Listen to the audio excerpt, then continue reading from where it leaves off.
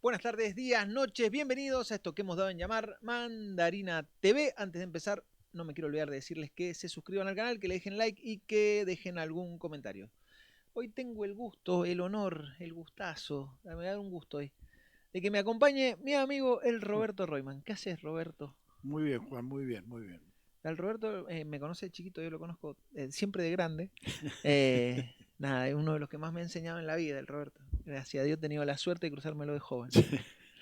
¿Cómo andás vos? Bien, bien, afortunadamente bien dentro de la situación general del país, ¿no? Sí. Que no es una situación para estar bien, parece que es un ciclo que llega a su fin, no nos encuentra en la mejor situación, digo, me refiero al movimiento peronista, Sí. al movimiento popular, pero de todas maneras, bueno, habrá que hacerse cargo en el sentido de ver de qué manera se enfrenta esta etapa, ¿no? Creo que, como decíamos, está finalizando este triste espectáculo que da el presidente de la nación y esta sumisión a los designios y deseos y avaricias que expresa hoy el capitalismo financiero, básicamente encarnado en la persona de Trump, si vos querés, Sí. pero para decirlo de alguna forma, ¿no? Ante la decadencia de Europa. Bueno, un mundo nuevo que se está dibujando, como decías vos, ante nuestros ojos, que lo hemos hablado tantas veces, que la verdad que nos va a poner por delante muchos desafíos, ¿no? Pero claro, hoy veía una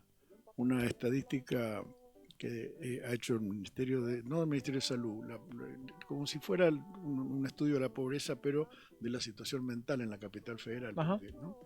Y encuentran más de un 20% de la población deprimida y con pocas expectativas y muy ligada a situaciones de violencia, digamos, como que está viviendo una situación, y está viviendo una situación de despojo, como lo estamos viviendo todos, digamos, ¿no?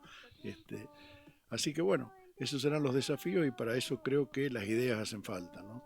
Si el movimiento popular no es capaz de adaptarse a los tiempos, como lo ha hecho siempre, ¿no? Este ejemplo de ser precursores en un medio de comunicación de las cartas, que por supuesto que es antiquísimo, pero que en estas proporciones pocas veces se ha realizado en el mundo, intentos de participación, ¿no?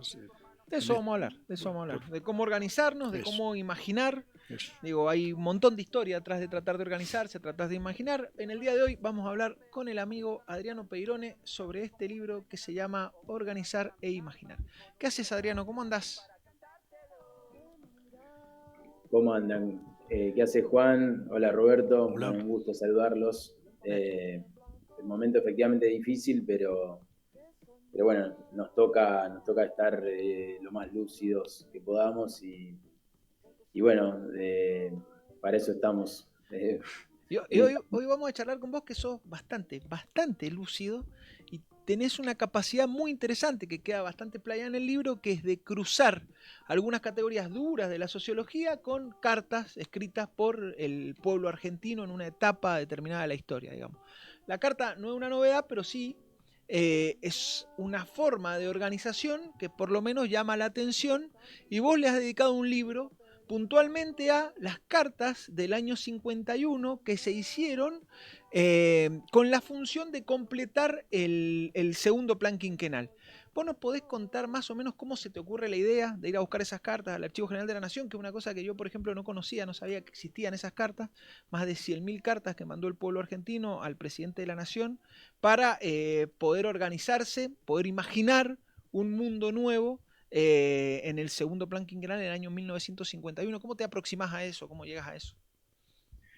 Y en realidad no me llegó precisamente por la academia, digamos. Yo hice mi formación de base de la ciencia política acá en Rosario, pero no conocí lo que había sido, o sea, por supuesto el primer y el segundo plan quinquenal, pero no el detalle de esta consulta pública realizada por el gobierno para el segundo plan quinquenal.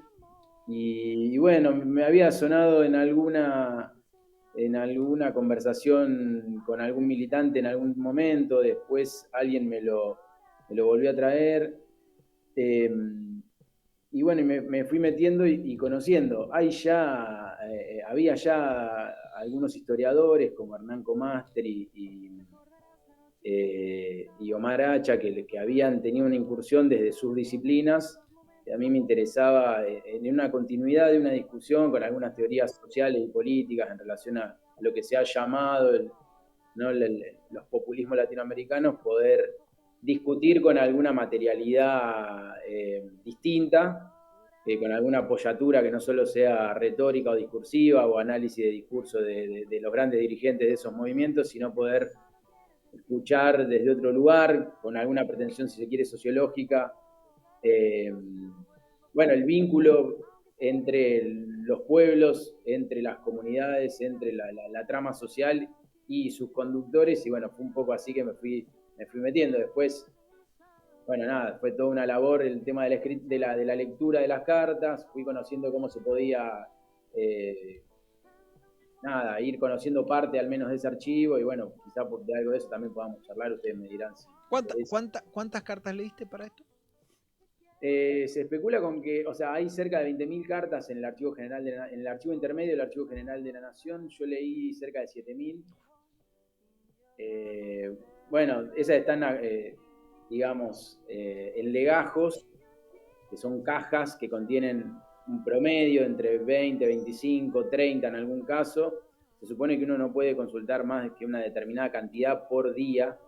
Pero bueno, en mi caso, como yo viajaba desde Rosario, necesitaba concentrar la mayor cantidad de lectura que podía. El archivo intermedio está en Capital Federal, sobre Avenida Paseo Colón. Digamos, ahora creo que se ha hecho un traslado de alguna parte.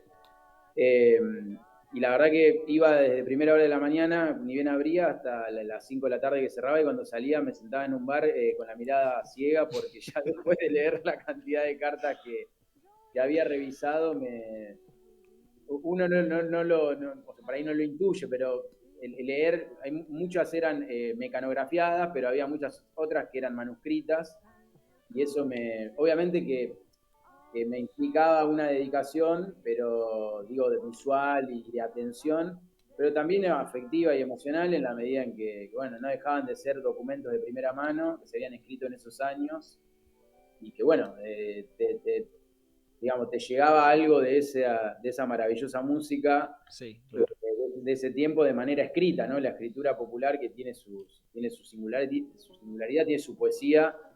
Nada, me llevó todo un ejercicio corporal, digamos. Hay una parte de las cartas que están, o sea, transcritas directamente en el libro, y también hay fotos de las cartas, que es bastante fuerte, digamos, que es bastante interesante.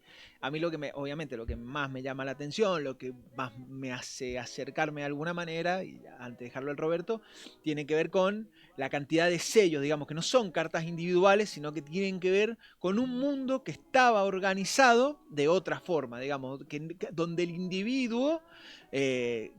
una cosa de la que tanto se habla hoy, digamos, no estaba tan puesto en la realidad, sino más bien hablaba a partir de las instituciones donde se estabilizaba, digamos, ¿no? Digo, en ese mundo, organizar, imaginar primero, diría yo, no sé, digo, a mí se me da la idea de que primero imagino, después organizo, digamos, el título del libro es al revés, pero organizar, imaginar, era una forma, digo, tenía un tiempo, tenía una forma de temporalidad. Digo, la planificación tenía una forma de temporalidad, de hecho la planificación es muy discutida desde el Estado, y sin embargo en esa etapa de la historia era como la forma de vivir, digamos, la organización cruzaba la vida de todos en la Argentina. ¿Qué te encontraste vos con ese mundo? ¿Cómo te encontraste vos con ese mundo? ¿Cómo ves ese mundo? Digo, ¿qué posibilidades le ves a ese mundo hoy? Bueno, no, en principio, como vos decís, Juan, o sea, había una estructura institucional y también una estructura organizativa muy, muy notoria. Ya estamos hablando del año 51. Por lo tanto, había muchas cartas que estaban escritas a título individual, porque podía escribir cualquiera. Recordemos que fue una convocatoria pública que el presidente de la Nación hace el 3 de diciembre de 1951, y que es por radio para todo el país y que después se replica por los medios gráficos al día siguiente de todo el país, donde transcriben la convocatoria a que responda todos aquellos que quieran, cualquier ciudadano de bien, como lo menciona Perón en ese momento, para que respondan a la convocatoria que tuvo el nombre de Perón quiere saber lo que su pueblo necesita, ¿no? Que bueno, ya el título en sí mismo da para una buena y larga conversación, pero quiero decir, había escrituras, digamos, firmadas en clave individual, por supuesto, pero muy pocas de ellas tenían solicitudes individuales. La gran mayoría, por no decir casi todas, por más que estaban firmadas a título individual, siempre tenían propuestas que tenían a la comunidad en mente, y eso también hablaba de lo que consideraban que el gobierno podía llegar a tener en cuenta para evaluar positivamente de cara a la incorporación en el segundo plan quinquenal, eso por un lado. Y después, por el otro, nada, esto que vos decías sobre la composición organizativa. A mí me parece que peleándonos un poco con las teorías sociales y políticas en relación a la verticalidad supuesta y unidireccional entre los grandes líderes y el pueblo, pongámosle, lo que uno ve, viendo cómo funciona ese dispositivo de consulta popular, y también, digamos, el tipo de seguimiento que el gobierno de Perón no hizo de lo que generó esa política, me parece que habla bastante bien y mucho mejor de lo que dice cierta teoría social. ¿Qué quiero decir? Para no extenderme, digamos, uno puede ver que había, por supuesto, muchos sellos, mucha estructura institucional, sean sindicatos, organizaciones eclesiales de base, pequeños municipios, unidades básicas, clubes, donde se dieron discusiones, se sintetizaron ideas, se imaginaron propuestas, se redactaron, se firmaron y se enviaron. Pero también o sea, uno ve en ese tejido gente que se reunió, que formaba parte de un mismo barrio, pero que no tenía un marco organizativo o institucional previo, y que lo que hizo fue reunirse, poner en común algunas ideas, de nuevo, redactarlas y enviarlas, pero de ahí no es que el gobierno planteó una verticalidad, y uno no sabe qué pasó con eso, ¿no? Hubo muchas organizaciones que quizás hayan surgido ahí, a mí me gusta pensarlo de esta manera. Es posible. Claro que sí, sí. Me parece interesante cómo abordás el tema, porque creo que hay un error muy frecuente, en nuestros teóricos, sobre todo los que hacen un poco de sociología, ciencia política, de intentar aplicar una metodología y modelos de análisis de la realidad que no son los nuestros, y sobre todo categorías que no son los nuestros, ¿no? Y creo que el peronismo en realidad lo que hace es irrumpir con formas de organización y un sistema que es totalmente diferente a lo que se veía con anterioridad, a punto tal que siempre tanto Perón como Evita decían: adoctrinar es organizar, organizar es adoctrinar. De ahí me parece que viene el título del libro, ¿no? Con imaginar ahora las nuevas formas de organización en la medida que las circunstancias van cambiando, la relación de los hombres entre sí está cambiando, y como vemos en el mundo entero, lo que hay es un intento disociativo, ¿no? Y excluyente. La primera revolución industrial, la segunda, la tercera, todavía fueron inclusoras de mano de obra, inclusoras de gente dentro del sistema productivo.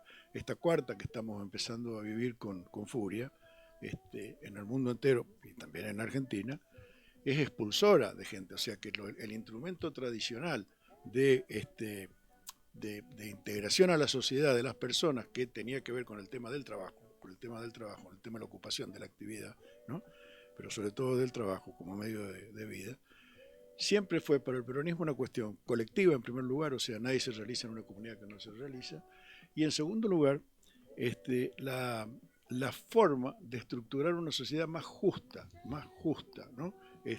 Pensando, y esto incluso en 2 o 3 de las cartas que están ahí que alcancé a leer, que vos ponés, hay una que me gustó mucho, que habla de los trabajadores, no solo los que están trabajando en este momento, sino los que están desempleados, y también, que son pocos, dice, y también los jubilados, ¿no? Se refiere a esa categoría. Entonces, me parece entonces que, así como nosotros como generación, la mía, no la de ustedes, ¿no? Hizo un esfuerzo muy grande, en eso ayudó mucho Horacio González y tantos otros compañeros que tenían distintas visiones también, ¿no? Yo vengo de otra rama, digamos, pero con Horacio coincidimos bastante, en muchas ocasiones. Lo trajimos varias veces a Mendoza a dar charla en ciencia económica. Vos te imaginas, acá la idea es que la escuela austríaca de nuestro presidente, en la que se inspira, es originaria del SEMA, ¿no? Y en realidad no es así. En realidad la escuela austríaca se origina en la Universidad Nacional de Cuyo, ¿no? Con un profesor que se llamaba Menger, Karol Menger, que estuvo por acá. Por eso Ludwig Erhard, cuando viene a Argentina, viene a Mendoza, estuvo en el Teatro Independencia, yo lo vi, ¿no? Pero bueno, y de acá sale la base de lo que va a ser el SEMA después, que es Catena, digamos, ¿no? Que es jefe de asesores de Rodrigo, esa línea de continuidad. ¿Qué quiero decir con esto? Que ahí lo llevamos a Horacio a discutir y se defendió muy bien, ¿no? Porque nosotros teníamos la necesidad de discutir. ¿Qué es lo que me parece de lo que vos planteás como cosa novedosa, como cosa interesante, más allá de ese esfuerzo que haces con el tema de las categorías? Yo con eso no estoy muy de acuerdo, ¿no? Me parece que el desafío que tenemos, yo soy más bien línea Amelia Podetti, digamos, en el sentido de que lo que nosotros necesitamos hacer es formar nuestras propias categorías de análisis, y así vamos a redescubrir la Argentina, redescubrir América, redescubrir el mundo, ¿no? Desde otra perspectiva, no aplicando, que dialoga, por supuesto, con todas las situaciones que se expresan en distintos lugares, pero que reconoce, ¿no?, que un liderazgo nunca es solo vertical, porque no se habla de liderazgo, se habla de conducción. O sea, y para conducir, como decía Perón, lo primero que hay que hacer es escuchar, ¿no? Entonces, cuando vos lees hoy a las grandes personalidades, sobre todo a Richard Sennett, digo, ese tipo de sociólogos, ¿no? Que yo trabajo mucho en economía social, por eso me pintan ese tipo de sociólogos, cuando dice que él estudiaba música, ¿no?, siendo un gran sociólogo como lo es, y estudiaba egresado de Juilliard, pero no demos una idea, no cualquier músico. Y siempre, dice, los directores de orquesta le decían, escucha el de al lado, no lea la partitura, escucha el de al lado, ¿no? Como que la tarea es una tarea conjunta, no es una tarea individual. Me parece que acá hay una de las cuestiones a ver cómo se resuelven frente a esto que se plantea hoy de la no existencia de trabajos, digo, no tener horarios en la General Motors de Rosario, en la salida de Rosario. Viste que se trabaja por órdenes de producción y con metas, digamos, con metas, ¿no es cierto? Entonces, no existen horarios, existen cumplimiento de metas. ¿Cómo hacer para hacer una asamblea de delegados? ¿Cómo hacer para hacer una asamblea de afiliados? O sea, son problemas nuevos. Aparece este tema de las redes, ¿no?, con la importancia que tiene, y el mundo de la ingeniería del caos, ¿no? Este mundo moderno de la ingeniería del caos, que nuestro presidente participa activamente, para desgracia nuestra. ¿Cuál será la respuesta que tendremos que dar ahora, ¿no? De la misma manera que nosotros queremos que se multipliquen los clubes de fútbol, ¿no? Como decía el jefe del Servicio Penitenciario Nacional en la época de Perón, se le quejaba a Perón, le decía, general, nos estamos quedando sin presos, ¿no? Sí. Porque disminuían, se aumentaban las posibilidades de acceder, digamos, a recursos, y por otro lado, no existían flagelos como el tema de la droga, por ejemplo, ¿no? El tema de la narcodependencia en mucha gente, que era una cosa más bien de élites, digamos, ¿no? No una cuestión expansiva como la de hoy. Entonces, disculpen que me extendí, pero me parece que es el desafío interesante que plantea tu libro, el trabajo que te has tomado de la recreación de las cartas, ¿no? De recreación en el sentido de volverlas a ver, digamos, de volverlas a ver. Viste que en el mundo entero, cuando se habla de desarrollo económico, se dice la conclusión, digamos, de las Naciones Unidas y de la CEPAL. Lo digo porque esto es muy importante para el peronismo. Dicen, los pueblos que más se crecen y se desarrollan son los que tienen más capital social, o sea, los que tienen más unidad, ¿no es cierto?, de valores, de metas, ¿no? Que lo decía también Aldo Ferrer, lo decían otro montón de gente. Y Perón, ¿qué decía? Y unidad de concepción para la unidad de acción, digamos, ¿no? Y entonces adoctrinar es organizar. O sea, me parece que en esa línea, y viendo que necesitamos dar respuesta también a cosas novedosas que se plantean, el agotamiento del sistema democrático tradicional, con la falta de respuesta a los problemas más graves que tiene la humanidad, esto de la crisis civilizatoria que tanto hablaban y hablan los sociólogos contemporáneos, esto es lo que estamos viviendo, o sea, un trabajo donde se puede vivir del trabajo. Se dice, se garantiza, digamos, no se garantiza, se promueve, ¿no?, la cultura del trabajo, pero un señor que trabaja no puede vivir de eso. No, claro. Perdón, disculpen la extensión. No, está muy bien. Pero en este marco, digamos, yo te pregunto, porque me parece, es lo que resuena el libro, digamos, ¿no? Hay un mundo que se organizó en torno al mundo del trabajo industrial. Ese mundo de trabajo industrial permitía imaginar y organizar una sociedad que tenía, por ejemplo, uniones vecinales, sociedades de fomento, clubes de barrio, digo, que tenían que ver, familias nucleares, que tenían que ver con el mismo trabajo industrial. ¿Cómo imaginás lo imaginario hoy, digamos? ¿Cómo sería la nueva imaginación? ¿Qué tendría que tener esa nueva imaginación? Porque la carta, en el fondo, es una técnica, una tecnología. Y hoy, que parece que es mucho más fácil comunicarse, cosas como esta, de tratar de elevar propuestas o cruzar propuestas entre el gobierno y los ciudadanos, es mucho más difícil. ¿Vos cómo te imaginás hoy la organización?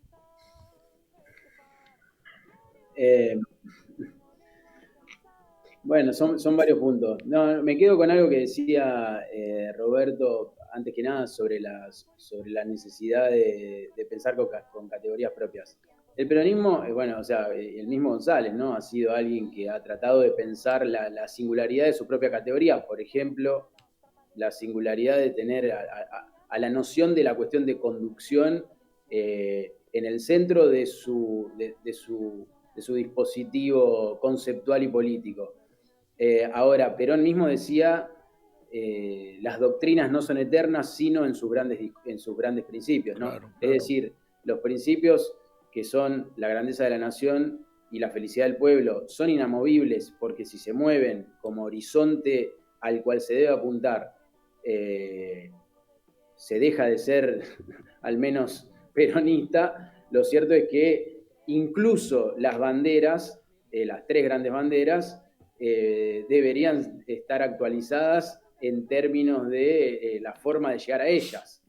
Y entonces ahí me parece que sin duda nosotros ya no podemos hablarle a la sociedad mirando un dispositivo técnico específico de la escucha de su propio pueblo, sino tratar de elevar una reflexión que ponga en el centro cuál era el espíritu de esa política, que tenía que ver con una consulta al pueblo, una disposición del Estado a escucharlo, por un lado, y por otro lado, la propuesta, es decir, la orientación, la conducción a que eso se escriba, que no es cualquier cosa, ¿no? Que se escriba tiene que ver con inscribir, con pasar en limpio, con sintetizar una imaginación conjunta que tiene un interrogante político, porque ese pueblo sabe que es posible en ese marco, porque Perón tenía la idea, ¿no? Esa famosa frase que ha circulado tanto y que incluso hace un par de días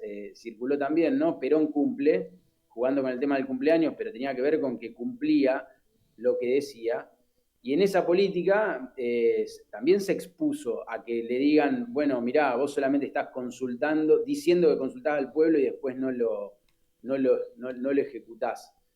O sea, tenía un costo. Y sin embargo, una gran parte de la población vio muy bien esa consulta. En todas las cartas eso se ve muy bien entendido.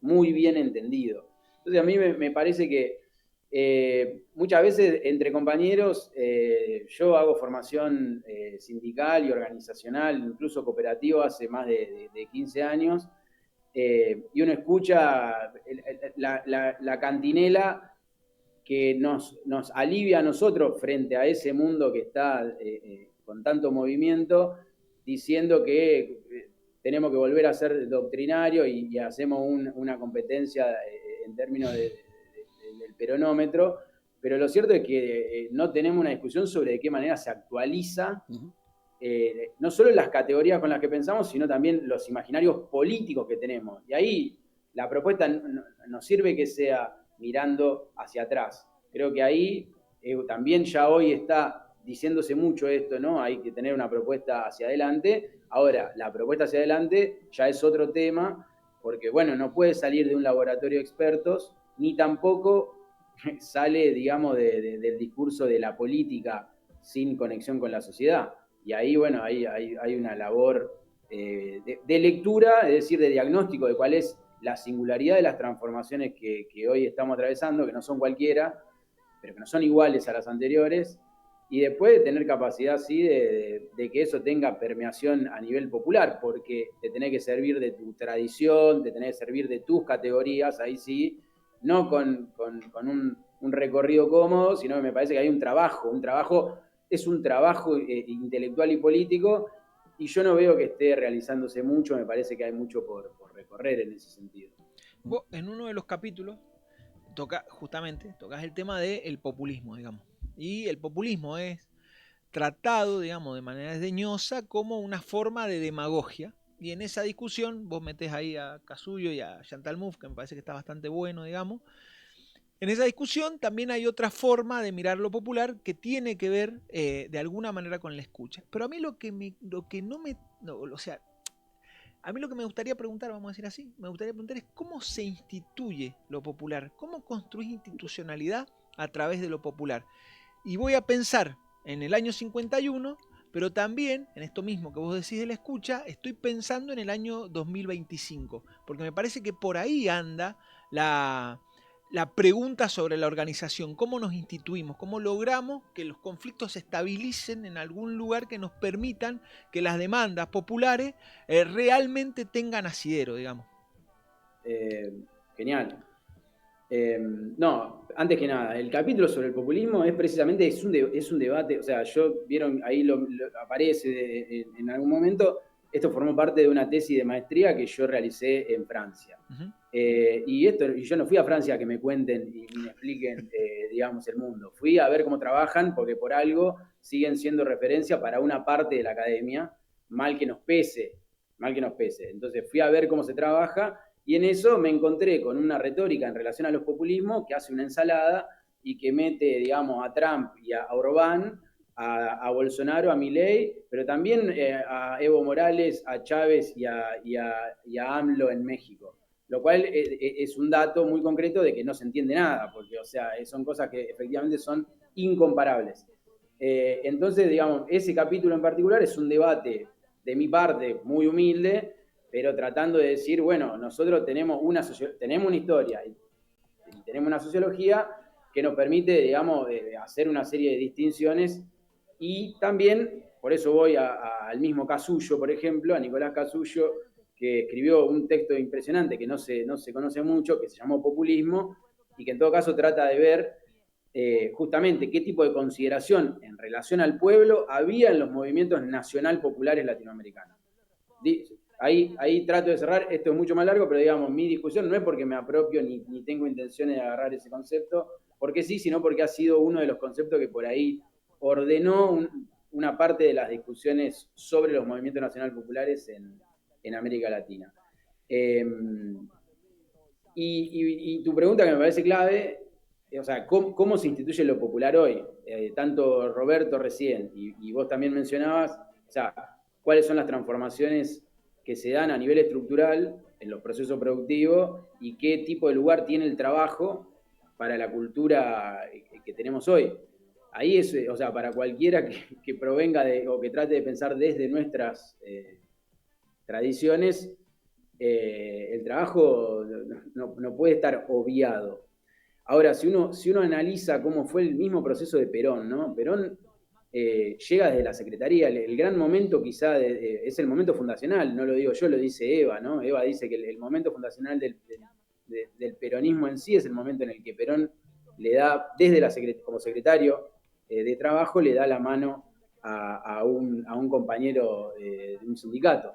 Ese es el momento fundacional. ¿Y por qué? Porque ahí es donde, entre otras cosas, Perón hace una primera lectura de la situación social de nuestro país y puntualmente de la situación laboral del país.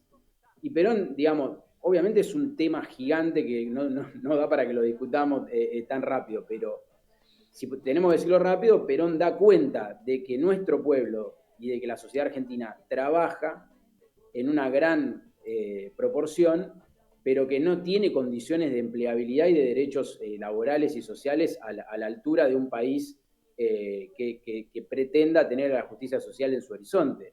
Entonces, lo que Perón empieza a hacer ya desde la Secretaría, incluso, por ejemplo, el Estatuto del Peón se da, como estando él, digamos, como secretario de Trabajo y Previsión, es jerarquizar a la problemática del trabajo, pero sobre todo hace una lectura, digamos, y una absorción de información que es clave. Y lo digo porque, digamos, ese es el capítulo también sobre estamos en una sociedad informacional y qué podríamos hacer. No me quiero extender ni ir por las ramas, pero digo, Perón lo que hace ahí es una lectura de un cuadro de situación social y laboral y implementa políticas en línea de reconfigurar al Estado para dar cuenta de ese Estado social. Dicho esto, después por supuesto que la industrialización es el horizonte y el primer plan quinquenal tiene a la industrialización en el centro y el segundo también de otra manera, ¿no? Entonces me parece que ahí se puede encontrar una forma de operar con el trabajo en el centro. Ahora, vos decís, ¿cuáles son las formas de institucionalizar hoy? Bueno, en nuestro país, la verdad que como está la situación, hoy más que nunca, el que no trabaja, es muy difícil que pueda vivir. Por más que nos digan lo que nos digan, los que narran desde la macroeconomía a la sociedad. En ese punto, uno podría decir, hay mucha gente que trabaja, pero hay cada vez menos empleados, ¿no? Y hacemos una distinción entre trabajo y empleo. Y entonces ahí entramos en un debate sociológico y político, por lo tanto. Es decir, bueno, las condiciones del empleo han permanecido en el tiempo y han tenido poca capacidad de adaptarse a dar cuenta de un estado del trabajo. No lo pudimos hacer durante 12 años bajo la lógica que teníamos en la cabeza.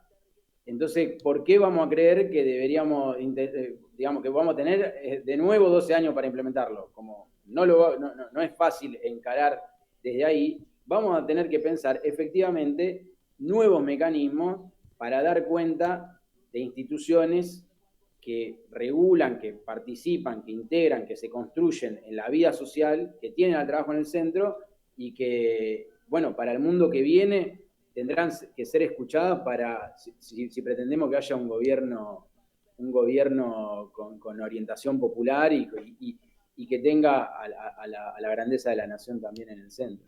Me interesa, te voy a dejar, pero déjame esto. Me parece interesante lo que decís. Parece que lo de Perón estaba hecho, ¿viste? Parece que es fácil.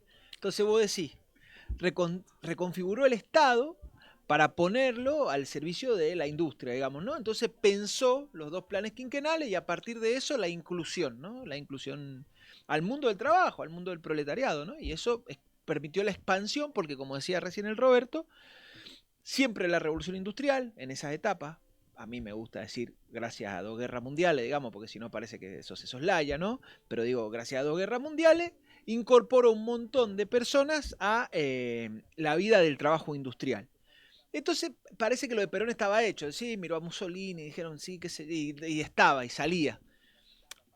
Pero no fue así, nosotros tenemos claro que no fue así, digamos que hubo otros imaginarios y de hecho nadie dejó el legado que dejó el peronismo, digamos, en el resto del mundo, que también le tocó vivir el estado de bienestar, o sea que alguna cosa distintiva pasó ahí.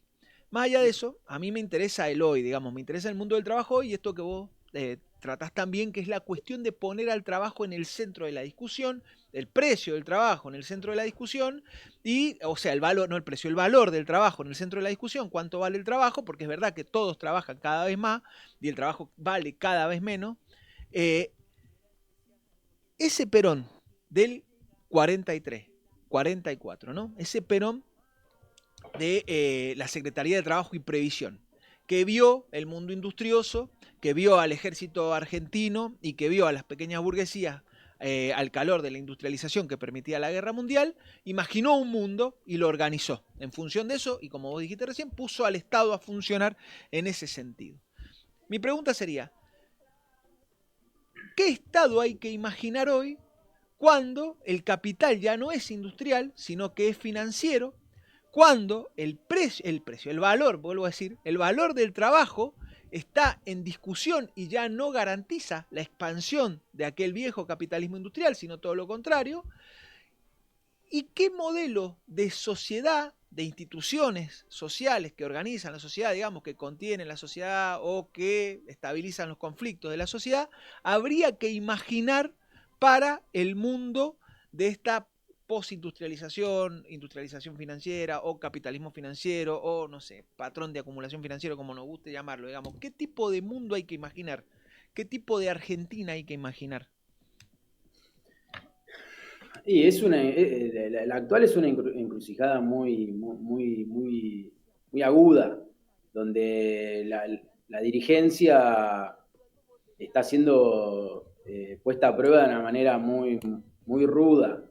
Y yo creo que va a haber una renovación en términos de dirigencia mucho más fuerte de la que estamos preparados. Creo que efectivamente también hay un relevo generacional, ahí Roberto lo mencionaba, yo creo que no es casual que efectivamente la generación, por ejemplo, de los 60, con sus aciertos y sus errores, han marcado muchísimo a las generaciones posteriores de América Latina, sabiendo que se era capaz de poner el cuerpo para transformar las cosas, y una consideración de la violencia que nuestras generaciones democráticas no hemos tenido. Dicho esto, yo creo que el momento actual es un momento donde es muy desquiciante poder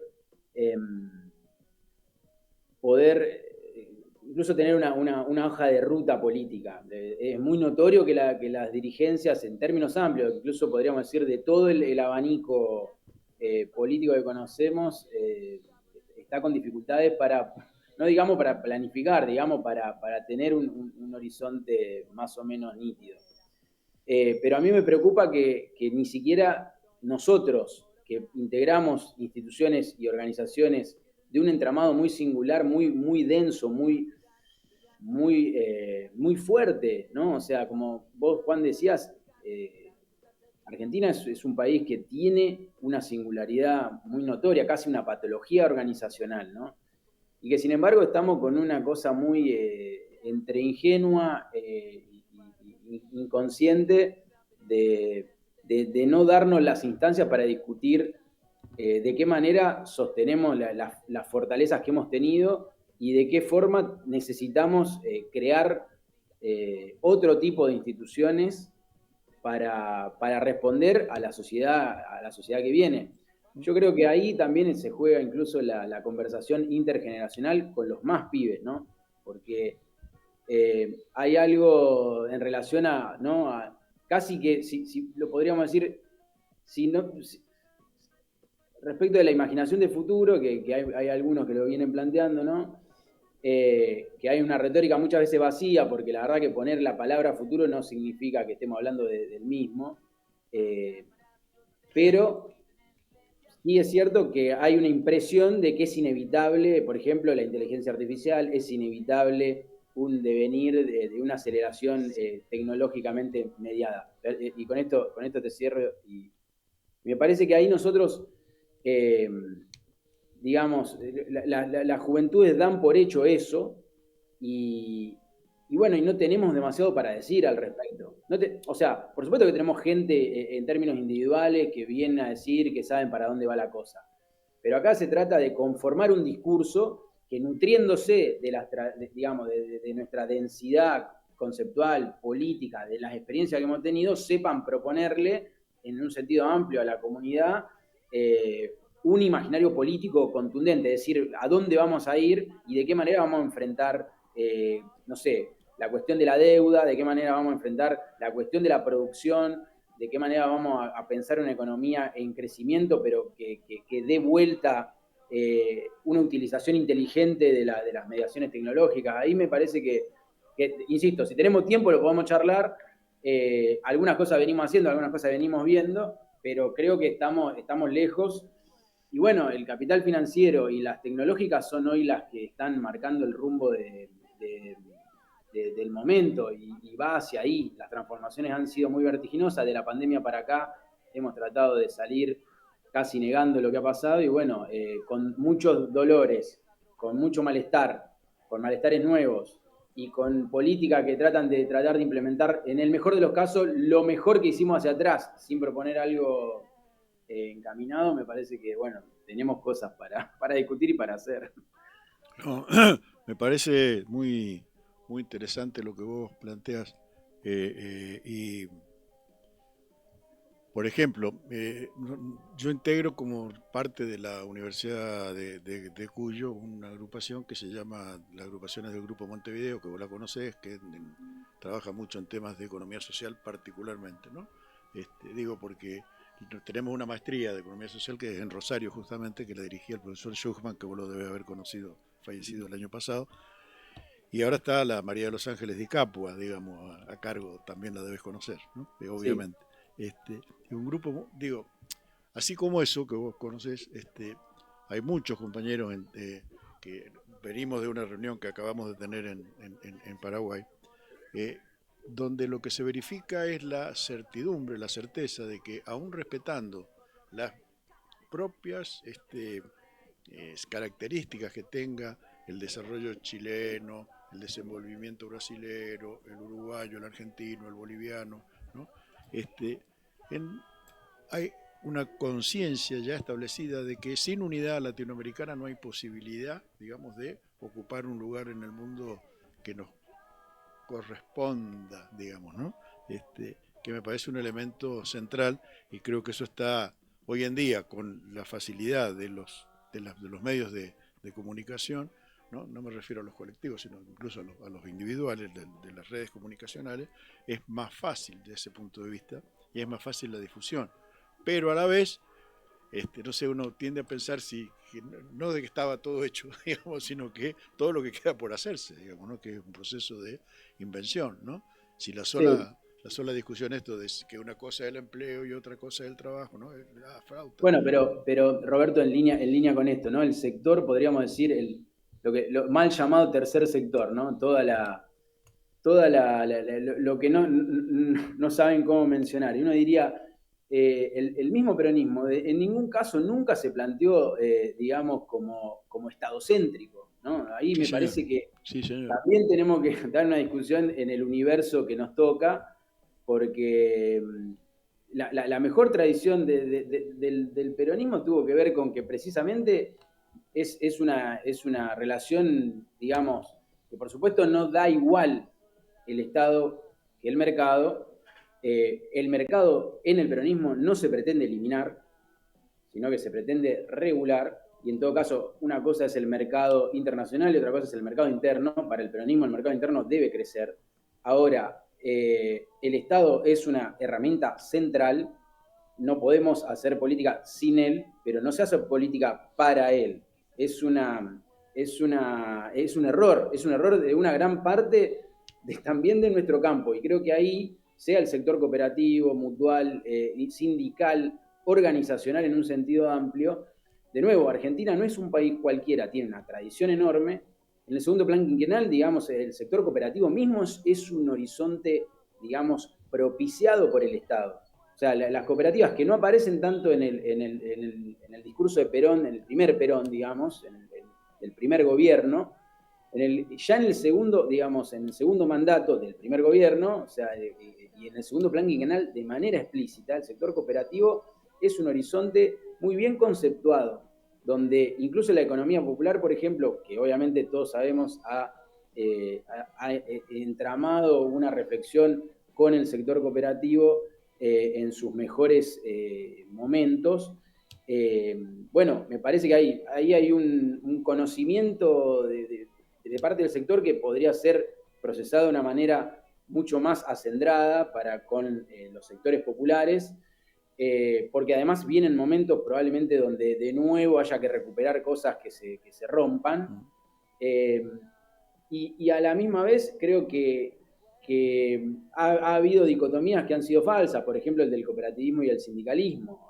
Hoy podríamos decir que el sindicalismo, por ejemplo, tiene una gran práctica de generación de cooperativas y mutuales que no dejan de ser entramados de la sociedad y que propician una vida comunitaria mucho más rica de lo que suele pasar en otros lugares y de lo que suele pasar en nuestro país en un sentido amplio, que no solamente la cosa se agota en Ciudad de Buenos Aires y que se reconoce muy poco por parte de las dirigencias. Me parece, de nuevo, insisto, creo que ahí deberíamos salir de la oscilación entre o somos mercadocéntricos o estadocéntricos y deberíamos dar un trabajo mucho más detenido para ubicar un espacio enorme que existe y que no lo tenemos digamos, tan claro en términos políticos. Me parece que probablemente venga un momento más hacia esa posición. Sí, vos recién decías que lo importante es el trabajo intelectual, digamos, y todo trabajo incluye un enfrentamiento, digamos, una transformación. Y a mí me queda la sensación de que el peronismo ha tomado una etapa alegórica y de resistencia, digamos, ¿no? Hablamos de cómo debería ser sin que quede claro, me parece, que el peronismo lo que no fue nunca es teleológico, digamos, el peronismo nunca tuvo un fin último hacia dónde llegar, que es el gran problema que tiene el amigo que gobierna, digamos, que es que cree que la libertad es regulada hasta el final, llega a la felicidad absoluta. Nosotros siempre supimos que el mundo era que la historia, que lo humano era una situación de tensiones constantes que tenían que ser reguladas en tiempo y espacio, ¿no? Y en aquel momento, vuelvo a lo de más temprano, digamos, que me parece interesante, en aquel momento el peronismo supo qué hacer con la modernidad, podríamos decir, e hizo con la modernidad una cosa distinta a la que indicaba la modernidad que se podía hacer, ¿no? Digo, organizó al pueblo argentino de una manera y eso que generó una tradición, que esto que vos mencionás también, que ya venía, pero bueno, se profundizó si se quiere. El tema es, ¿cómo organizamos hoy o cuáles serían los actores para organizar hoy?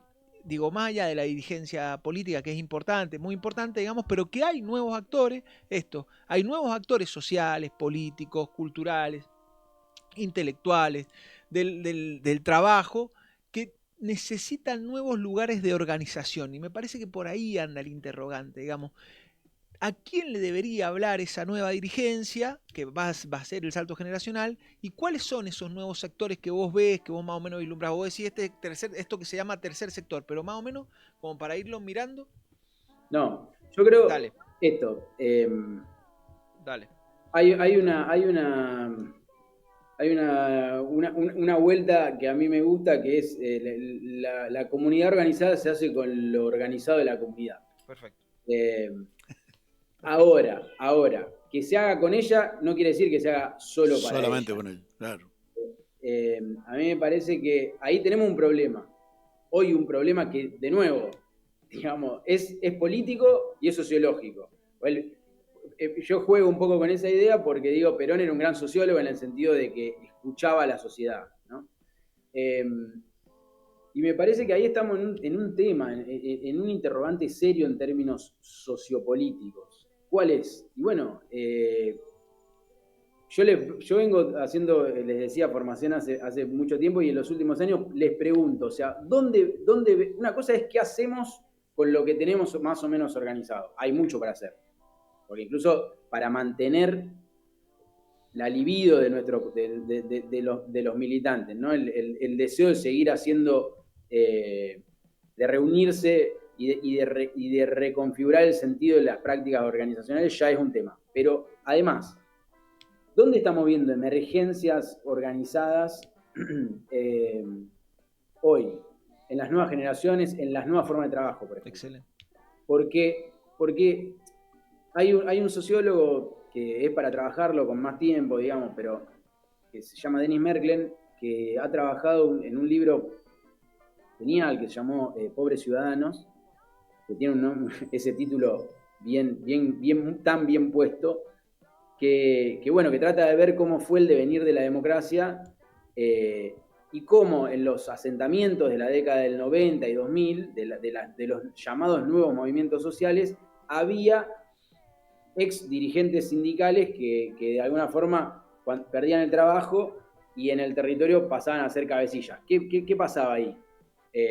Si no eran eso, también eran ex militantes de los 60 y 70, ¿no? O sea, había una transferencia de un saber organizacional que cambiaba el territorio, pero que permitía no arrancar de cero en términos de organizar a la gente. La pregunta de hoy es, ¿qué estamos haciendo para potenciar la transferencia de un saber organizativo? ¿Dónde lo estamos viendo? ¿Dónde lo estamos propiciando? ¿Qué estamos haciendo en ese plano? Yo creo que hay mucho por discutir ahí, hay mucho por reimaginar y hay mucho por trabajar de nuevo, por trabajar en términos intelectuales, es decir, poder darnos los mecanismos para ver, porque si no lo estamos viendo de manera obvia, no quiere decir que no esté sucediendo.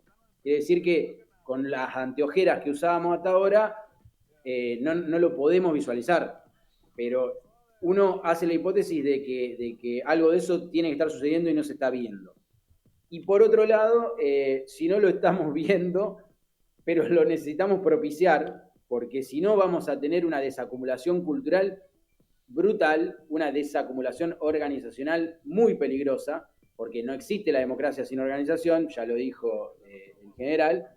Bueno, me parece que ahí, de nuevo, implica una tarea que no deja de tener ribetes académicos, ribetes intelectuales por fuera de la academia, ribetes institucionales, bueno, y por supuesto políticos, pero la política, bueno, no está tan dispuesta a propiciar eso y bueno, tendrá que suceder de algunas otras formas. Creo que ahí tenemos que reunir experiencias, trazar algunos mapas nuevos. Bueno, creo que por ahí hay camino por recorrer, más allá de que parezca redundante lo que digo. Sí, está muy bien. Me han quedado cosas para preguntar, Sí, pero sí. se nos va acabando la hora. Digo, hay categorías nuevas, digamos, cosas nuevas. Digo, en el libro, por ejemplo, resuena la categoría de la expropiación, que hoy parece que es loquísimo, y sin embargo, digo, era un saber popular en los años 50, digamos, ¿no? Adriano, agradecerte, loco. Bueno. Dale, un gran No, libro. yo le agradezco a ustedes, o sea, para mí siempre es lindo, pero, o sea, encontrarse con una lectura Sí. ya es algo que les agradezco mucho, porque no pasa tan seguido. Una lectura atenta, detenida, viendo dónde les resonó a ustedes, así que, bueno, cuando podamos continuar la conversación, encantado, les agradezco desde ya. Dale, loco, muchísimas gracias. Un abrazo, Adriano. Un abrazo. Un abrazo. Gracias, Roberto, un abrazo. Bueno, adiós. Estén bien. Bueno, ¿te gustó? Sí, sí, muy lindo estuvo. Sí, a mí el libro me estuvo gustó. bien, ¿no? Sí, estuvo bien. Dinámico. Sí, estuvo bien, estuvo muy bien. Estuvo muy bien. El libro a mí me gustó. Sí, a mí por ahí se me hace difícil de leer. ¿Se te hace difícil de leer? Cuando ponen categorías, ¿viste? ¿Te cuesta? Es que tengo una... A mí me gusta mucho porque hay algunos que el Adriano lee que a mí me gustan mucho. Nada, nos vemos en el bloque que sigue. Nos vemos en el bloque que sigue. Un abrazo, ahí venimos. Tampoco soy para tanto, soy un papel en blanco que soñar buscando ser islas pequeñas llenas de recuerdos nuestros.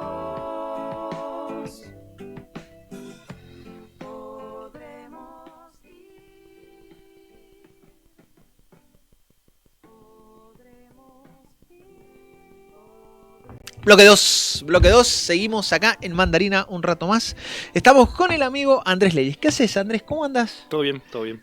¿Dónde vivís vos? En Shanghai. En Mirá este momento vos. estoy viviendo en Shanghai, China. Mirá vos, Estoy ahora... en Mendoza de paso, pero Sí. vivo en Shanghai. ¿Hace cuánto?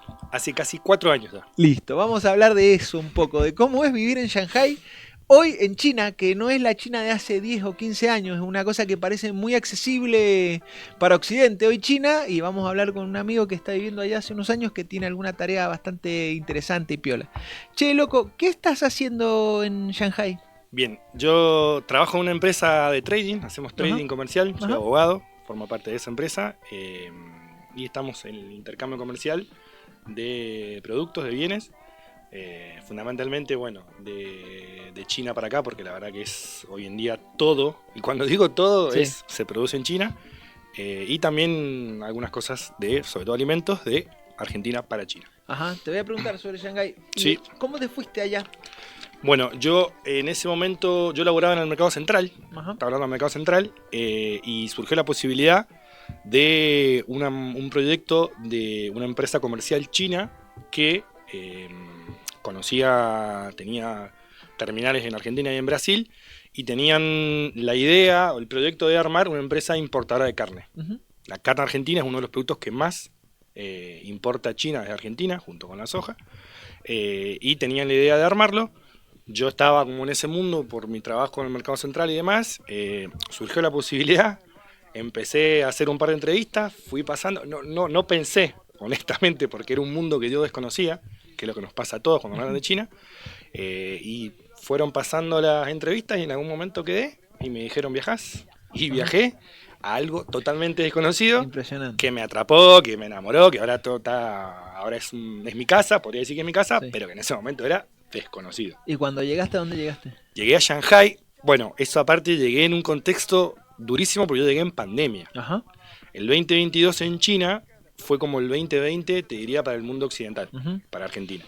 Ellos durante el 2020, que la pandemia, bueno, tiene como su origen ahí, todo el cuento que más o menos se conoce, lo que no se conoce es que durante 2020 y 2021, China hizo una vida absolutamente normal, Ujú. con fronteras cerradas, lógico, pero vida normal, sin cuarentena, sin nada, mientras todo el mundo estaba en cuarentena. Luego de distintas presiones internacionales y producto de mucha gente del capital de ahí que necesitaba que abrieran las fronteras, se abrió para que viaje la gente, con cuarentenas y demás, se abrió, lógicamente, un virus que se transmite de manera social, llegó en el 2022, y en el 2022 sí tuvieron en distintas ciudades distintas cuarentenas. Yo llegué justo cuando terminaba la de Shanghái, Ajá. que es la ciudad más poblada de China. Ujú. Entonces yo llegué a un contexto del aeropuerto todo cerrado, armado para gente que venía y tenía que hacerse hisopados y demás. Tuve que hacer 2 semanas de cuarentena en un hotel y una tercera semana de cuarentena en mi domicilio. Ujú. Un domicilio que la empresa que nos llevó nos había alquilado, que era una cuarentena domiciliaria la tercera. Ujú. Pero en un contexto realmente duro en el cual durante 2022 fue hacerse hisopados día por medio. Tenías como un QR para entrar a los lugares y si no tenías, si habías entrado en contacto o en el mismo lugar con alguien que dio positivo, se te ponía en naranja, y si no se te ponía en rojo cuando ya el contacto había sido estrecho y no te dejaban entrar al lugar. Mirá vos. Un contexto, la verdad, era Sí, sí. duro. El famosísimo capitalismo de vigilancia. Absoluto, digamos, pero funcionando, absoluto. sí. Y Lo que pasa es que en lugares más colectivistas. digamos. exactamente, Sí. totalmente colectivista. Y desde que yo, si bien es algo que yo lo sufrí, si querés, entre comillas, desde que yo llegué, que fue justo al final, fue todo para arriba, fue Ajá. todo creciendo. Ajá. Fue todo cada vez más apertura. Junio, julio, fueron los meses que yo llegué, viviendo aperturas paulatinas. Ya para septiembre era casi vida normal. Diciembre, fronteras abiertas y todo. Ajá. Excelente. Con lo cual fue todo para arriba. Che, ¿y en Shanghái cuál es la ocupación? Porque yo entiendo que en la costa china se van dividiendo por actividades la ciudad, además de que todas son pobladísimas, de que cambian, de que es lo que vemos todos, ¿no? Más o menos, ¿no? Que todas las ciudades cambian permanentemente, que mutan, que crecen, que todo, claro, que todo el este de China está súper poblado, el oeste está casi vacío, todas esas cosas que más o menos sabemos, pero sí entendemos que cada una de las ciudades tiene como una actividad. En Shanghái, ¿qué se hace particularmente? Bueno, Shanghái es el centro comercial de todo. Ujú. Todos, está muy bien lo que decís, porque cada ciudad se especializa y uno cuando va trabajando en distintas cosas se va dando cuenta que esta ciudad es de esto, esta ciudad es de lo otro. Shanghái lo que tiene es el centro comercial de todo. Ajá. Casi todas las empresas que tienen su fábrica o su empresa de trading o lo que fuere en estas ciudades tienen su sede comercial en Shanghái. Ujú. En Shanghái es donde llega todo, es el aeropuerto más importante de China, incluso más que el de Beijing, que es la capital. Es donde están la sede de todos los bancos, la sede matriz de todos los bancos, es donde están todas las empresas. Todas las empresas chinas, o la gran mayoría de las empresas chinas grandes, medianas e incluso las chicas, tienen su sede en Shanghái. Se organiza todo desde ahí, con lo cual tiene la ciudad financiera que se llama, que es el distrito de Luqiaosui, que es el distrito, Sí. es, digamos, como una ciudad directamente, no es un Sí, distrito, sí. es una ciudad propiamente dicha. y el resto se organiza en base a eso. Ujú. Y como toda ciudad de 25, 26 millones de personas, tiene después lo propio, las ocupaciones que tiene en toda una ciudad grande, digamos. Pero Shanghái lo que es, te diré, es el centro comercial de todo. Es interesante lo que decís, porque uno asocia a China a un tipo de producción industrial masificada a extremos, digamos, y sin embargo lo tuyo y lo que funciona en Shanghái es el mundo de las finanzas, digamos, el mundo del comercio y el mundo de las finanzas. Y nosotros entendemos la finanza en Occidente, por lo menos, de una manera muy desregulada, ¿no? O excesivamente desregulada tal vez. Tenemos alguna noción de la deuda externa norteamericana, los bonos norteamericanos en los bancos chinos, qué sé yo, pero ¿cómo funciona y cuáles serían las diferencias que vos encontrás entre el capitalismo financiero occidental y el capitalismo financiero chino, con una preeminencia del Estado, supongo yo? Sí, la pregunta es excelente e inabarcable, Ajá. pero sí. Cuando decís justo lo último, que era por lo donde iba a empezar, que te iba a marcar, no es del Estado, es del partido. Ajá. Y es una diferencia sutil que para nosotros quizás suene como extraño, suene como pretenciosa si querés, pero es distinta. Porque lo que permite que funcione todo con las reglas del juego del capitalismo financiero, como lo conocemos nosotros, porque funciona así, Ujú. en gran parte, es que las empresas son empresas privadas que juegan el juego del capitalismo financiero. ¿Qué pasa? El control, y cuando digo control, el control político de la gran mayoría de las empresas, no solo financieras, sino de todas las empresas grandes, es a través del partido, de los miembros del partido. El partido único que siempre se dice, y cuando se quiere hablar de la dictadura china o del sistema político chino y demás, se hace referencia a que es un partido único, que eso después tiene un montón de matices, que si querés podemos charlar, pero tiene miembros, cerca de entre 90 y 100 millones de miembros, con lo cual estamos hablando de una organización política, social, Sí, que es el doble de habitante que Argentina, sí. y tiene a través de sus miembros personas que son formadas, que tienen un proceso de selección y de ingreso al partido que es durísimo. A ver, solamente como dato de color, el presidente hoy de China, el 3 veces el presidente de China quiso entrar 7 veces al partido y no pudo. Entró en la octava, como para que veas qué tan difícil es. Entonces, los directivos, los CEOs, las CEOs, todos los y las directivos de las empresas grandes, generalmente forman parte del partido. Eso es una realidad y Ajá. es innegable. Y lo cual es algo para celebrar. Muchas veces es motivo de crítica, la verdad que es algo loable.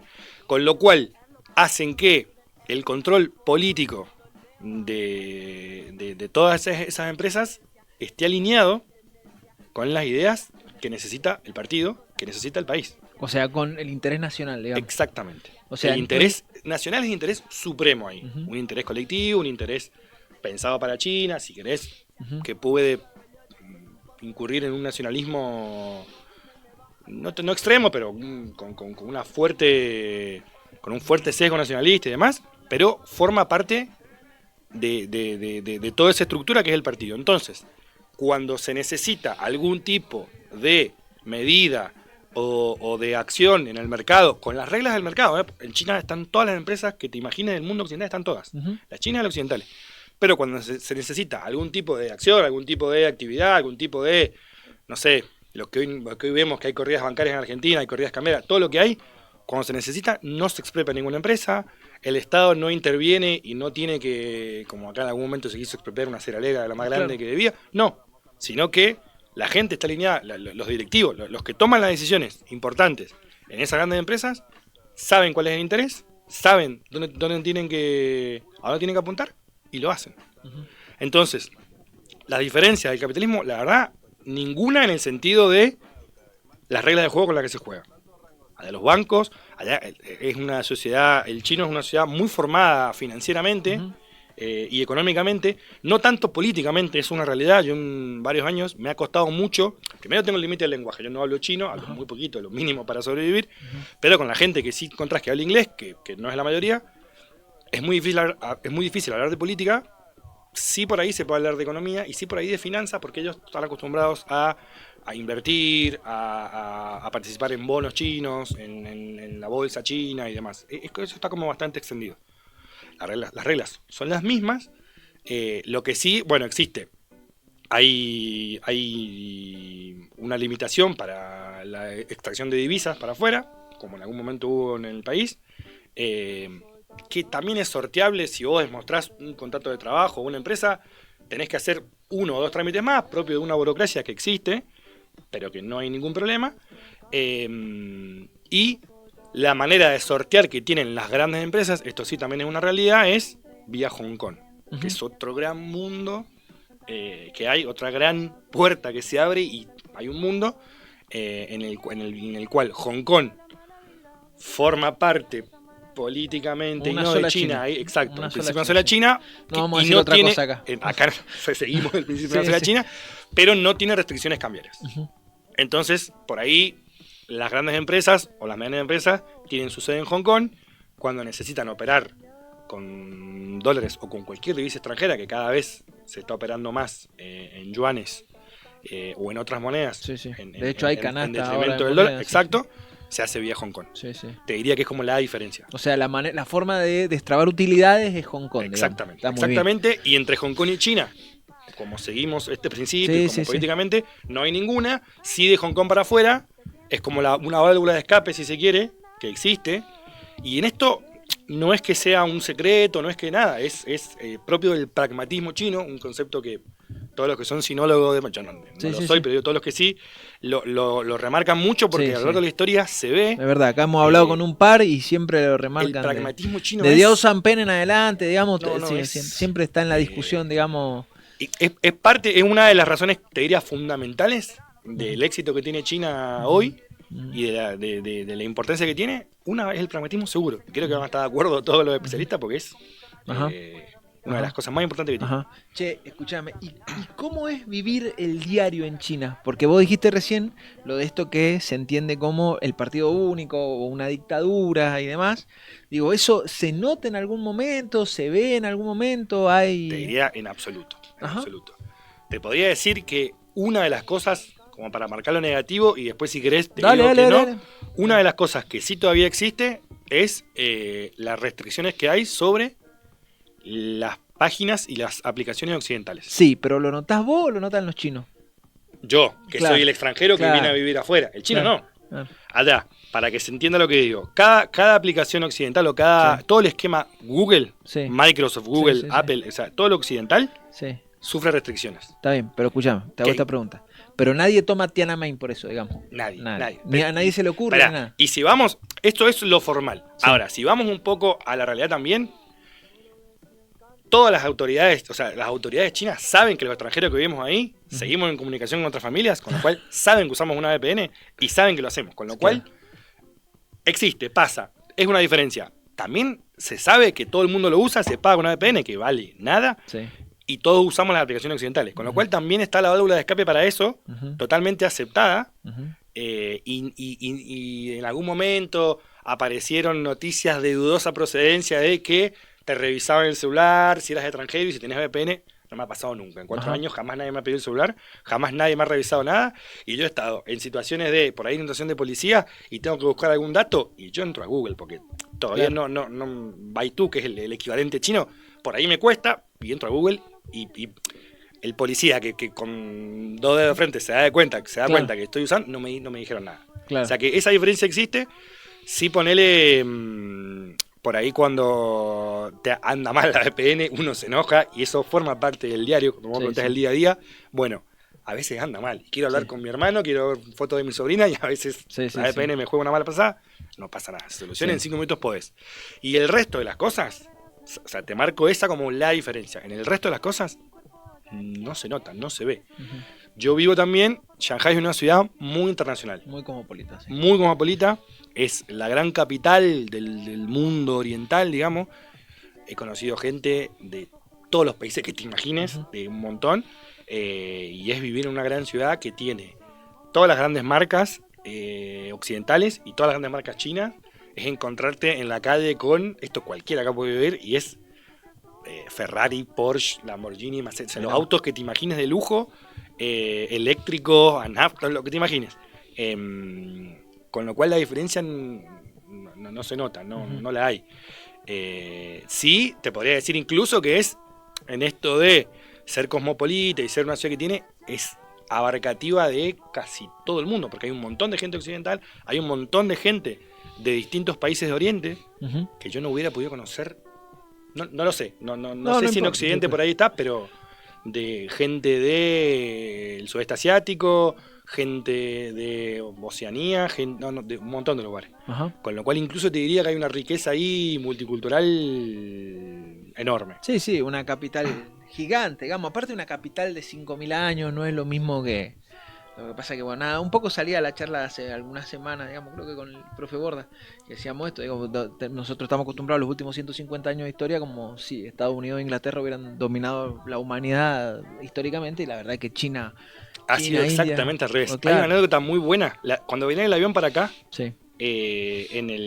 citaban en uno de los artículos de un sinólogo español, digamos, se llama Julio Ríos. Citaba una anécdota de Angela Merkel, Ajá. la 4 veces presidenta alemana, viajó a Alemania, y ella cuenta en su libro personal, en su historia, digamos, cuenta que se reunió con el presidente Xi y le dijo 3, 4 veces, como que lo remarca como que se lo había repetido un montón de veces, que de los últimos 20 siglos, en 18, la principal potencia había sido China.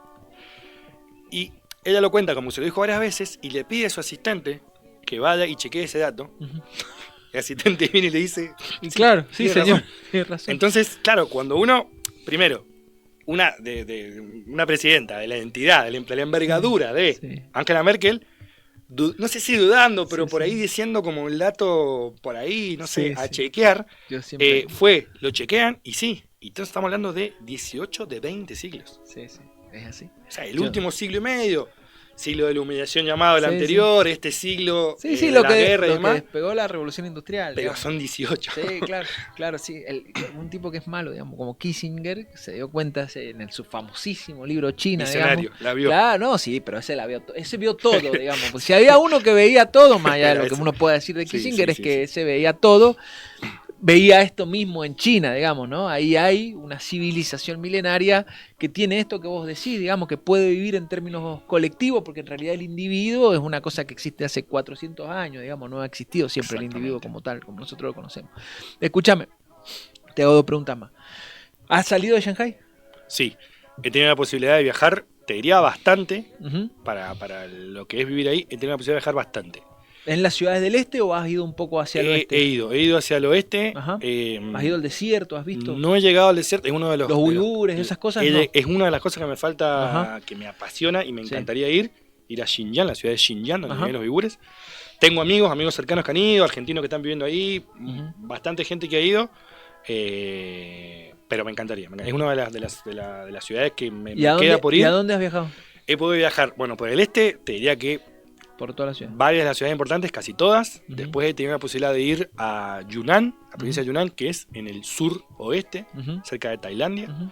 Después he tenido la posibilidad de ir a Chengdu, que queda en el centro del país, en la región de Sichuan, bien en el centro del país. Ujú. Después he tenido la posibilidad de ir a Xi'an, que es donde están los famosos Sí, sí, sí. guerreros de terracota. Sí, sí. Xi'an, Chenzhou, toda una línea ahí que tiene el sector, como decíamos, esto se especializa en frigorífico de carne, Ajá. toda esa zona. Mirá vos. Después el norte, he podido ir al norte. No he llegado al límite con Rusia, pero que es la ciudad, hay un parque Sí, de sí. hielo grande Sí, y sí, demás, sí. Jarpín. Pero Ahí donde he está tenido- Corea del Norte, digamos. Exacto. Ah, sí, sí. Un poquito más al oeste, pero es Sí, el sí. camino que hay que hacer para ir a Corea del Norte. Ujú. Pero me queda el Tíbet, me queda conocer el Tíbet, la región del Tíbet, que es una región Está administrativa convulsionada ahora, especial. igual. Sí, sí. Sí, sí. El sudeste está Sí, viviendo, está complicado, la región sí. está viviendo, Sí, está complicado ahora, sí. son momentos interesantes. Me queda la parte de los uigures, que también gran tema. Una de las cosas que siempre sale o que siempre dicen. Yo la verdad no he ido, con lo cual no hablaría con tanta cercanía o de primera mano. Sí tengo amigos cercanos que han ido y ciudad completamente normal, ciudad completamente amalgamada entre religiones, entre, Sí. entre la religión que hay y el resto que no profesan religiones, Sí. y sin ningún tipo de nada de todo lo que se dice, pero sí, ahora salvedad, yo no he ido. Me No, encantaría. igual yo no he escuchado ninguna cosa extraña. Y lo que consumimos, los consumimos a través de YouTube, digamos. Entonces, de todas maneras, yo leí un libro de Peter Frankopan que se llama El corazón del mundo, donde habla del Cáucaso como el centro de la humanidad y la ruta de la seda, digamos. Entonces nombra mucho ese sector, la invasión de los mongoles y demás. Más allá de eso, después consumimos muchísimas cosas a partir de YouTube en Argentina, o por lo menos yo consumo, me imagino que todos están mirando cosas de China, digamos, por eso tenemos acceso. Hace algunos años no había ningún tipo de acceso a eso. ¿Ustedes cómo se informan de China? Nosotros, bueno, estando ahí, es importante hacer una aclaración. Dale. Que quizás no sea tan conocida o por ahí no sea tan extendida, porque es un mundo que nos queda lejano. El ciudadano chino promedio no tiene idea de lo que es YouTube. Uh-huh. No tiene idea de lo que es Google, no tiene idea de lo que es Mail, no tiene idea de lo que es nada, porque usan todo un régimen distinto. Yo te contaba de que estaban restringidas. Bueno, todas las noticias que nosotros de este lado del mundo recibimos, Uh-huh. Vía YouTube, vía los grandes diarios internacionales que se nos pueden venir a la cabeza, todos, forman parte de noticias, producto de agencias de noticias occidentales. Ajá. No existe una agencia occidental. China, al día de hoy, todavía, ojalá que pronto lo haya, no existe una agencia occidental china que opere en Latinoamérica o opere en este lado del mundo y produzca contenido en español. No lo hay. Ni siquiera hay que lo haga en portugués. Sí hay algunos medios brasileños, como Brasil de Fato, que está como corresponsal allá y que desde ahí produce, pero no es propiamente una agencia de noticias como tal. Con lo cual, todo ese contenido que nosotros recibimos, todo lo que hemos visto nosotros, Sí, o sea, sí, yo digo sí. nosotros antes de viajar, Sí, obvio. todo lo que hemos recibido viene de agencias occidentales. AP de Francia, la del New York Times. YouTube la de- incluso, digamos. YouTube incluso. Ajá. Cualquier cosa que consumamos ya está mediado por alguna agencia europea o norteamericana. Hay un filtro, hay un sesgo que como todo Sí, pasa, sí, claro. que es occidental. Ujú. Y que es importante tener en cuenta que al día de hoy hay, se podría decir, una guerra comercial abierta, unas amenazas de tarifas entre una potencia y otra, que están suspendidas, pero que ahí vemos. Los medios de comunicación no escapan a esa guerra comercial, con lo cual es algo a tener en cuenta. Ujú. Nosotros en China, para consumir noticias y demás, tenemos acceso a los medios chinos que publican en inglés. Ujú. Que son medios, sí, acá si alguien quisiera hacer la salvedad de que son medios que son del partido y que pueden pecar de propagandistas, se podría decir que sí. Sí. Existe una agencia de noticias que es la única independiente, que no es del partido, que se llama Wancha, que de todos modos está alineada a un interés nacional porque uno ve la noticia, pero después también está la propia realidad. Los chinos se informan, es una sociedad que está totalmente despolitizada, te diría, con lo cual no tienen por ahí tanto, no hay el nivel de acceso de contenido que podemos tener nosotros, por ejemplo, que estamos totalmente politizados. Sí. Uno acá, el típico chiste, la típica anécdota de me subo con el taxista y Sí, sabe sí. de economía y me habla de economía. Sí. Eso Ah, no ya, pasa. no ¿verdad? pasa. No pasa y... ¿Y de qué habla la gente si no habla de política? Una buena ¿No habla de pregunta. política o no habla de fútbol? No habla de ¿De qué política, habla? no le gusta el fútbol. Claro. Ah, nada, te pregunto, nada, tienen otras inquietudes, hablan menos que nosotros también. Ajá. Está bueno eso. Pero tienen, sí es verdad, por ahí las causas de por qué pueden ser varias, la verdad, yo no las sé, eso por ahí es más para el campo de la sociología. Sí hay algo que es una realidad, que es, no hablan porque no necesitan también. Ajá. Y la legitimidad existe en el bienestar económico. Claro. O sea, no tienen por qué preocuparse, no tienen esa por ahí esa necesidad de saber qué medida hay, a cuánto va a estar el dólar, a cuánto va a estar Sí. el riesgo país, no saben lo que es el riesgo país para No, nada. está claro. Entonces ahí radica quizás la legitimidad cuando no necesitan. Está bien, pero igual han tenido, el largo siglo de humillación, no han tenido bienestar económico y sin embargo ha habido una unidad política que no se ha roto, digamos. Está bien, esa unidad política tiene Tiananmen, por ejemplo, en el medio. Costó. Claro, pero bueno, nada, es el costo de la cosa, digamos, entiendo yo que es así, digo, oye, es la potencia más importante, la potencia emergente más importante del mundo, digamos, ¿no? Yo creo que si no lo es, Sí. ya lo será. Sí, sí, lo va. Todos los caminos están apuntando a eso, incluso, y algo de lo que es muy loco, digamos, y que China hace alarde en el buen sentido, digamos, de eso es: somos bajo las reglas que pusieron ustedes, Sí, que puso sí, el mundo totalmente. occidental. O sea, ellos aprendieron a jugar las reglas del mundo occidental, del capitalismo, lo hicieron mejor, más rápido y más eficiente, Sí. y hoy en día están ganando. Con un montón de gente. Y vemos que las respuestas, esto por ahí abarcaría un análisis más profundo, pero vemos las primeras respuestas hoy en día de la otra superpotencia es poner tarifas a los productos que ven, o sea, es que el Estado intervenga Sí, sí, sí. poniendo impuestos. Sí, sí, Por sí. ahí, cuando hemos hablado que es los impuestos para gran parte de los sectores de derecha No, y vos demás, imagínate si en América Latina en el siglo XIX hubiéramos podido poner impuestos, hubiéramos tenido capacidad política de poner impuestos, Exactamente. digamos. Pero sí, en el fondo también es... estaríamos inutilizado, claro, estaríamos claro, en otra claro. en la realidad. Claro. Pero bueno, la respuesta del mundo libre, del presidente del mundo libre, de la potencia del país de la libertad, es ponerle impuestos a los bienes que vienen de China. ¿Por qué? Porque son más baratos, son mejores y son más eficientes.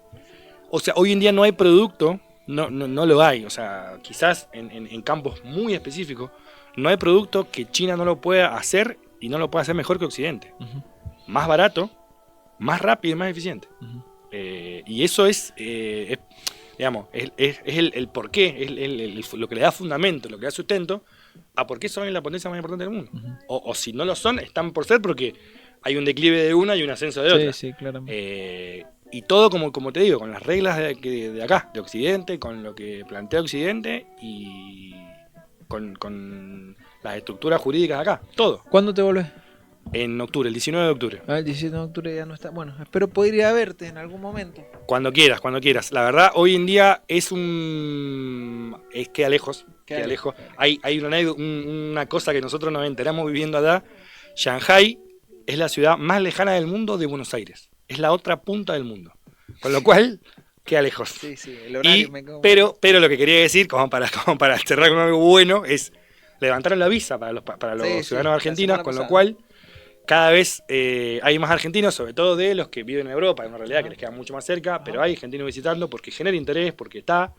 Y esto es algo de lo que hace mucho uso político y diplomático China, lo hace a nivel institucional, yo lo digo acá en los ciudadanos de a pie, vengan. Ustedes no sé si recuerdan, pero... O sea, sé que no es fácil, yo digo vengan, pero si vienen yo les puedo dar una mano. Perfecto. En todo, recibir, hacerte guía, todo, pero digo, en esto del vengan, lo que quería decir es, yo no sé si ustedes se acuerdan, pero cuando asume el presidente que está ahora, el presidente Javier Milei en Argentina, después de todas las barbaridades que había dicho, sus primeros 3 intervenciones con China siguen siendo barbaridades, hasta que él va a una entrevista al programa de Susana Jiménez y dice que no, los chinos no nos piden nada, ahí como cambia su posición. En el medio de todas esas declaraciones hay una respuesta del gobierno chino, que es la misma respuesta que le da a todas las críticas de Occidente, que es cuando le dicen no negocio con comunistas, yo no voy a dictadura, no sé qué. La respuesta del gobierno chino, con diplomacia, con otro tono, es vengan. Lo invitamos, en ese momento invitaban al presidente, a la secretaria general de presidencia, a su hermana, que lo esperaban en China, que vengan a hacer una visita, como diciendo, vos decís todo esto, vos decís que acá pasa esto y esto y esto, perfecto, vengan, véanlo. Sacando eso, lo que sí, el que tenga la posibilidad es altísimamente recomendable. Es un mundo, es realmente un continente, es un país, pero la verdad es un continente. Yo no lo conozco todo, tiene muchísimas cosas por descubrir. Así que si está la posibilidad... Voy a ir. Me ¿Me quedan contactás? 2 maravillas en el mundo por ver. Una es la muralla china, así Ahí que tengo que ir. Sin duda tengo que ir. Cuando vayas me avisás. Dale. Y hacemos todo ahí. Dale, loco, muchísimas gracias. Ha sido un gustazo, Por favor. igualmente. Dale. Che, nada, he aprendido un montón de China. Distinto, aparte, he aprendido un montón de China distinto. Nos vemos la semana que viene, sin antes olvidarme que les dejamos el QR, que ahí me está diciendo la Agustina, que le dejamos el QR, que tengo que comprar libros, ahí está el QR, y que se suscriban al canal, que le dejen like y que dejen algún comentario. Muchísimas gracias, nos vemos la semana que viene. Gracias, Agustina, por el manso aguante de estas semanas. Un abrazo a todos, adiós.